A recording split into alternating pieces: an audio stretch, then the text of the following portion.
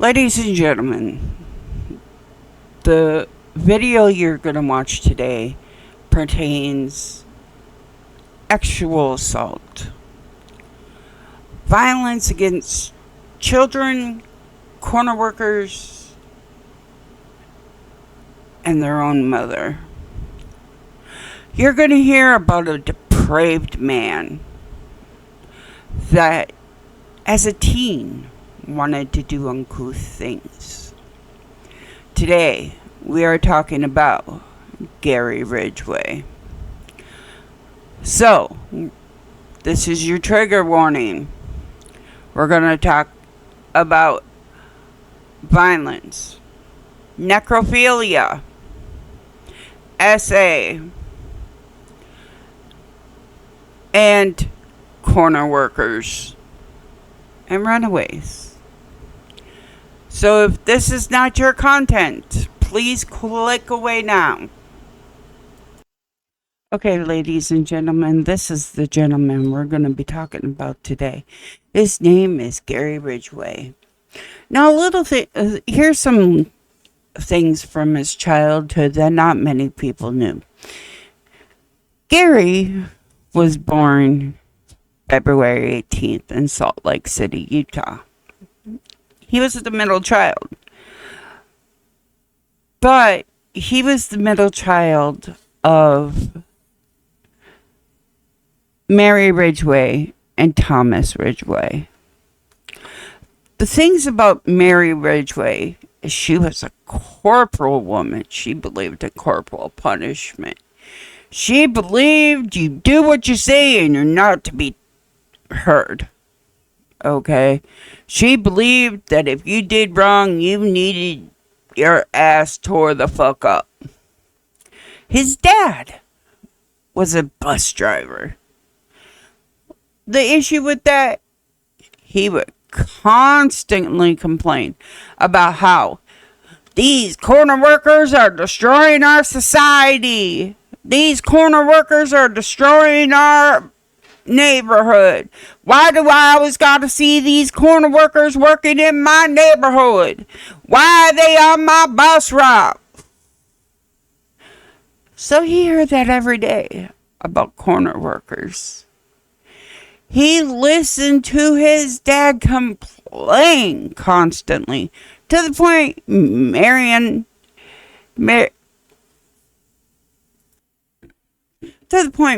Thomas's marriage became so vital, basically toxic. Their marriage became toxic because they were always arguing, and the corporal punishment and the bitching and the complaining, it became too much. And Gary, being a middle child, he was hardly seen anyways. So at the age of 16, Gary lured a small 6-year-old boy, into the woods and stabbed him right under the ribs into the lungs. Luckily, the 6-year-old boy lived. But what's more deranged than stabbing a 6-year-old boy is Gary's fascination with his mother. He wanted to murder her, but he also wanted coitus with her. So, just from that, you can tell his mind is not right in the beginning. He had a rage like no other, but a sexual urge like no other either. And you'll hear more about that as we go on with this story. You'll hear about the rage and the deprived integrity that he had with his first wife, with his second wife, with his third wife, and many other females.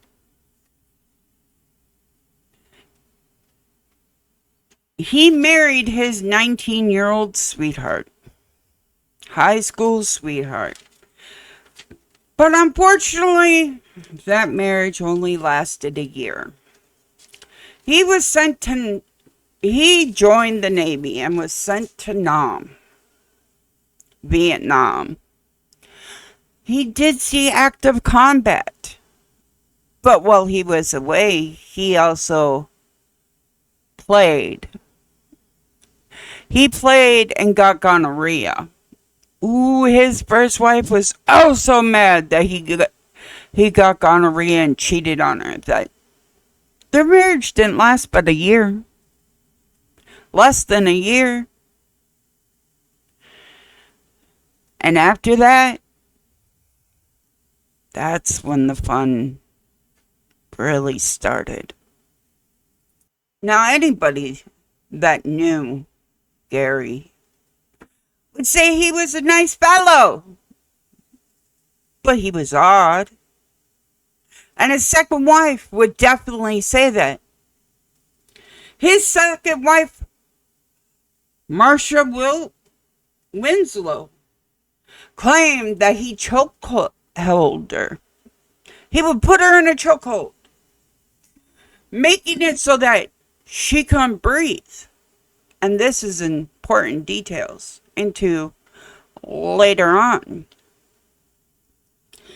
And in this marriage, he became very religious. He would cry during sermons. He would cry reading the Bible. He would read the Bible at work. He became very religious. He believed in the almighty power. Only on one aspect, to the women. Because now in the Bible, it states you shall not kill. It states you shall not have an affair. But the whole marriage, there's one thing Gary could never give up. And that was his girls. He could not give up his corner workers. He could not give up his affairs. He insisted that his second wife follow the good Lord of what his pastor would teach. He insisted on it. He would get mad if she did not follow it. He made his wife partake in coitus around the neighborhood, in wooded areas, in the public eye, and even places his victims would later be found. Now, this young man had 3 ex-wives and many ex-girlfriends. All said that he could not go without coitus. He had a very strong urge for coitus. They must have it 3 times a day. Homie's getting it 3 times a day at home and still going out. That sounds like an addiction to me. But his addiction wasn't to coitus. His addiction was to sex workers. His addiction was to corner workers. Or people that he could convince to do it with. Some of these victims were young runaways. Now let's get into these poor young victims. Throughout the 1980s and 1990, Gary believed to have been murdered 71 teenage girls and corner workers. In court, Ridgway later reported that he had killed so many women he lost count. A majority of these murders occurred between 1982 and 1984. The victims were believed to be either corner workers or runaways. He would pick up women using his own kids, his own son, from his second marriage. His own son's picture. Getting them to trust him. Saying, look, I have a kid too. You can trust me, I have a son. Filthy man. He would bring them to his home. He would bring them to his truck, to secluded wooded areas, and have coitus with them. But during coitus, 3 long minutes into coitus, he would wrap his arm around their neck and chokehold them until they were no longer breathing. He would then arrange their bodies in poses. Make sure that they were nude when he dropped them off at his little dump sites across the country. The issue is, Gary would go back. And he would have coitus with them again. Most of the bodies were found in 1982. A unique kind of spray paint was found on clothing wrapped around the victims' necks. But the paint was not tested for 20 years. If it had been tested at the time, it would have been easier to link the murder to Ridgway. After 4 victims were found, the King County Sheriff's Office formed the Green River Task Force to investigate the murders.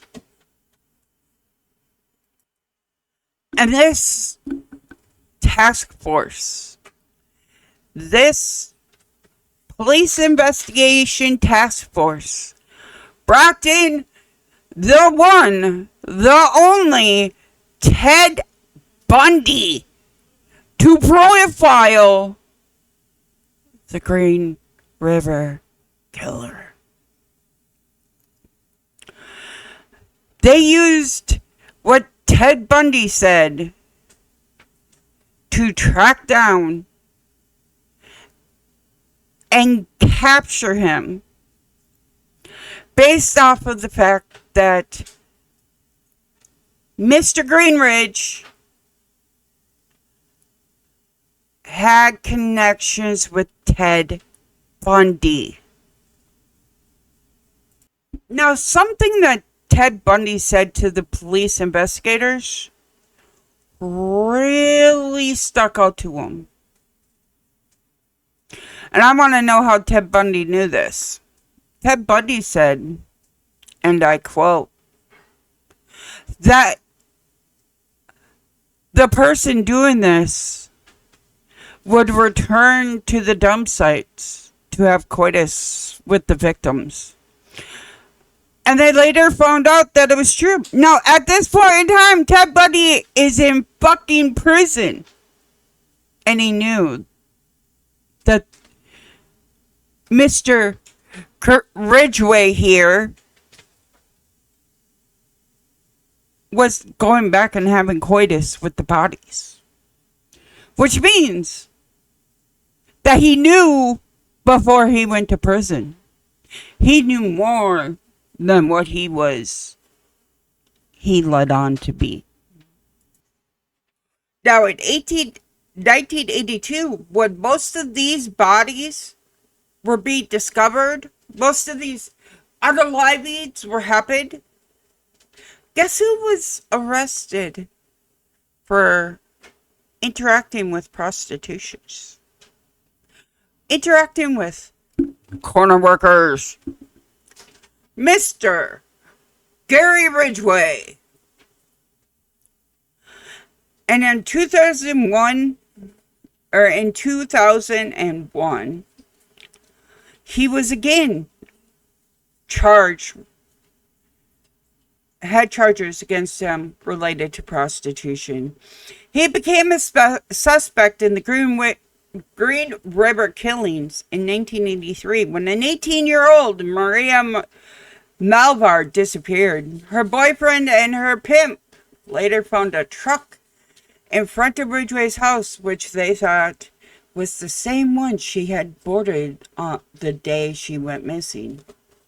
Ridgway was interviewed in connection with the event, and police received several other tips that mentioned him.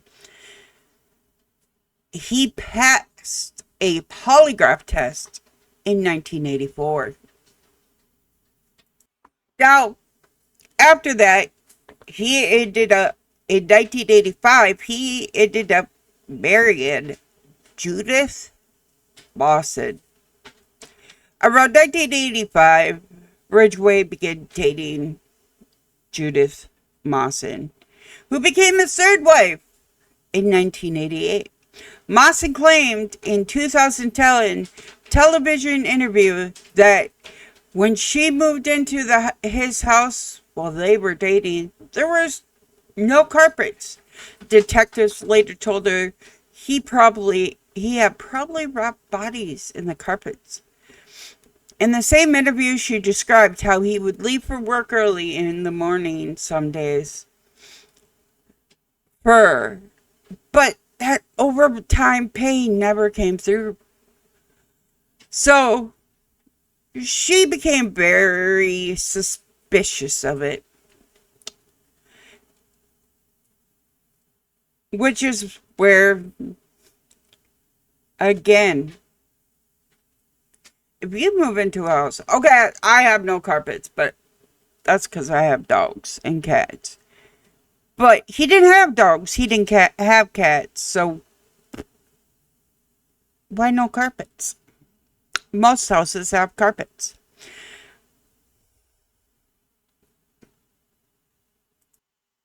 Now, Miss Judith Mawson, now known as Ridgway, said that while he was in the relationship with her, his kill rate went down. So he must have truly loved her. Of his 49 known victims, only 3 were killed during that relationship. And she stated, quote, "I feel I have saved lives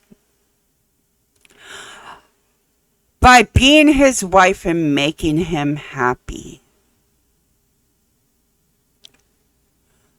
She needs mental help. I believe that is called, what is that word when you're addicted to your,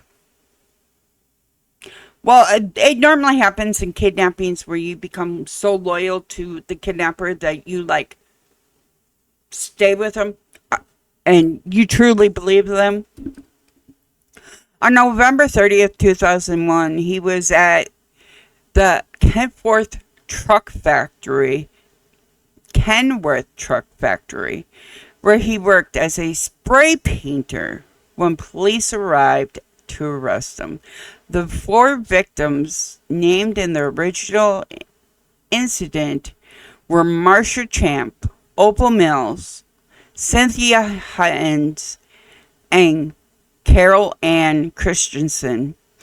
3 more victims, Wendy Cornfield, Deborah Banner, and Deborah Estates, were added to the indictment after forensic science identified microscopic spray paint spheres as a specific brand and composition of the paint that used at Kenworth Factory. So homie had spray paint on him, right? And during their tussle and him unaliving him, that spray paint got transferred. And that is how they found he was connected to the 3 extra bodies. So there's 7 of the 47 he unalived. Now, he had a plea bargain.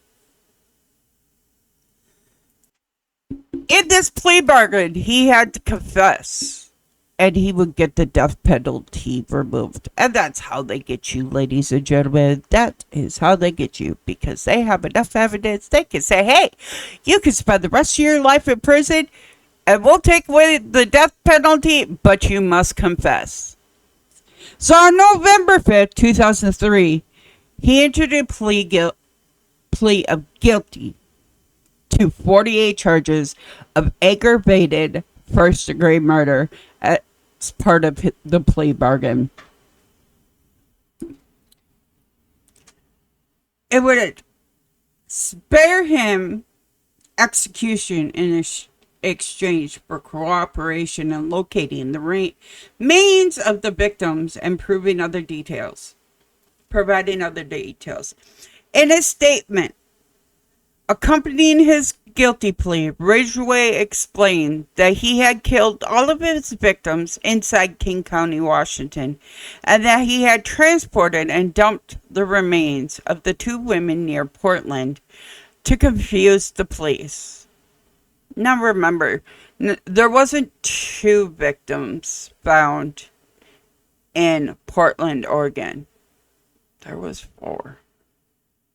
But he only confessed to 2.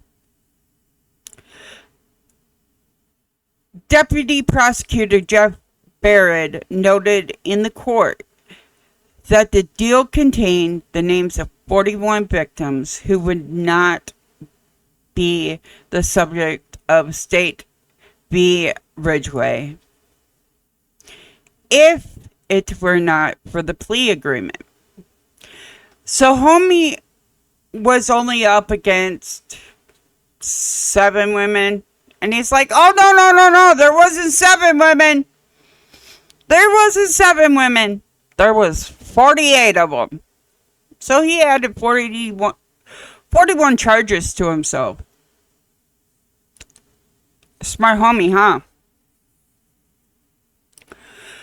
We could have gone forward with 7 counts, but that is all we could have ever hoped to solve. At the end of the trial, whatever the outcome, there would have been lingering doubts about the rest of the crimes. This agreement was the avenue to the truth and the end. And the search for the truth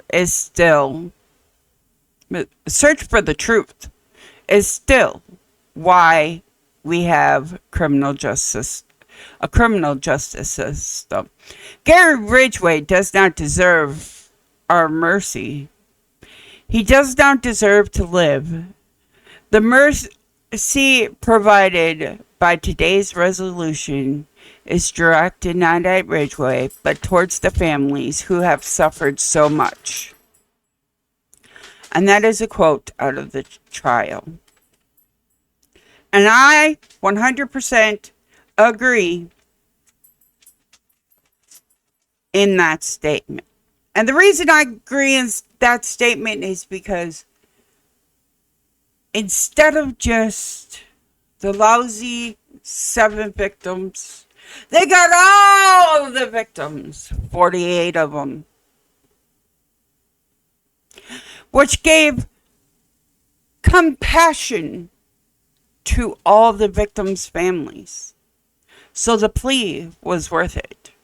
He does not deserve the forgiveness. He does not deserve the injustice of staying alive for the lives he took. But in order to solve and give justice to the family for 41 other victims, they had to plea bargain with him. Which is the best thing. On December 18th, 2003, King County Supreme Court Judge Richard A. Jones sentenced Ridgway to 48 life sentences without the possibility of parole to be served consecutively. He was also sentenced to additional 10 years for tampering with evidence for each of the 48 victims, adding 480 years to his 48 life sentences. Later, he was given another life sentence after the remains of his 49th victim were found. So at this point in time, he has 49 years, 49 life sentences without the possibility of parole, plus 480 years. I hope this motherfucker is burning in hell. That's honestly what I hope.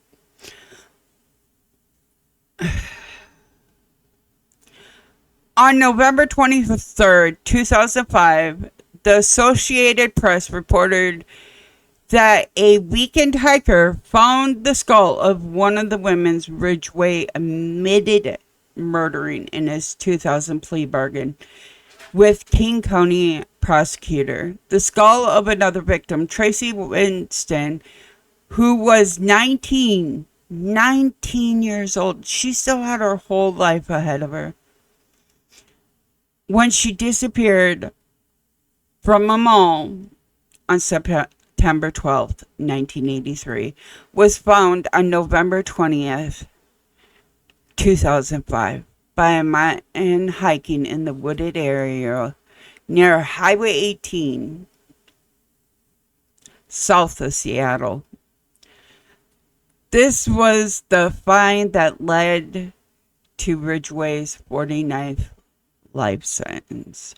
In 2023, remains discovered in 1985 and known as Bone 17 were identified as belonging to a 15-year-old Lori Ann Raspoitnik, who was last seen by her family in Lewis County, Washington in November of 1982. Ridgway confessed to more confirmed murders than any other American serial killer over a period of 5 months. Of police and prosecutors interviewing, he confessed to 48 murders, 42 of which were on the police list of probable Green River killer victims. On February 9th, 2004, county prosecutors began to release the videotape recording of the Ridgway confession. In one taped interview, he initially told investigators that he was responsible for the death of 65 women. In another taped interview on December 31st, 2003, Ridgway claimed to have murdered 71 victims and confessed to having sex with them before killing them, a detail which he did not reveal until after his sentencing. Could you? I can't even imagine. I would like to give my deepest, sincere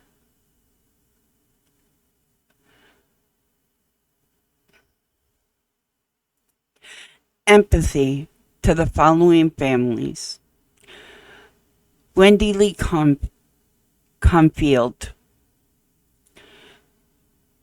Josie Ann Lavorne, Deborah Lynn Boner, Marcia Faye Champion, Cynthia Jean Hines, Opal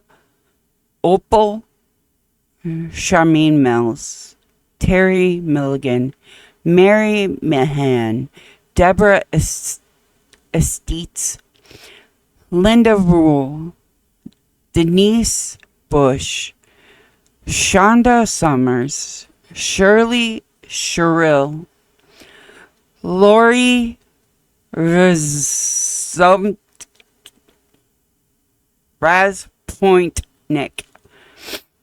Rebecca Mario, Colleen Brockman, Sandra Major, Wendy Steffens, Alma Smith, Dolores Williams, Gail Matthews, Andra Childrens, Sandra Gabbett, Kimmy K. Pister, Mary Jane Malver, Carol Christensen, Martina Thorley, Cheryl Wims, Yvonne Antonish, Carrie Royce, Constance Naon, Tammy Lilies, Kelly Ware, Tina Thompson, April Buttram, Deborah Abernathy. Some of these names are hard. Tracy Winston, Marine Fanny, Mary Bello, Pammy Avant, Desley Blager, Kimberly Nelson, Lisa Yates, Mary West, Cindy Smith, Patricia Barzik, Roberta Hayes, Marita Reeves, Patricia Yellow Robe. These ladies, 49 of them, were all a victim of this man. These ladies you see around him today were all a victim of a man who is so deranged and disturbed that he took their lives.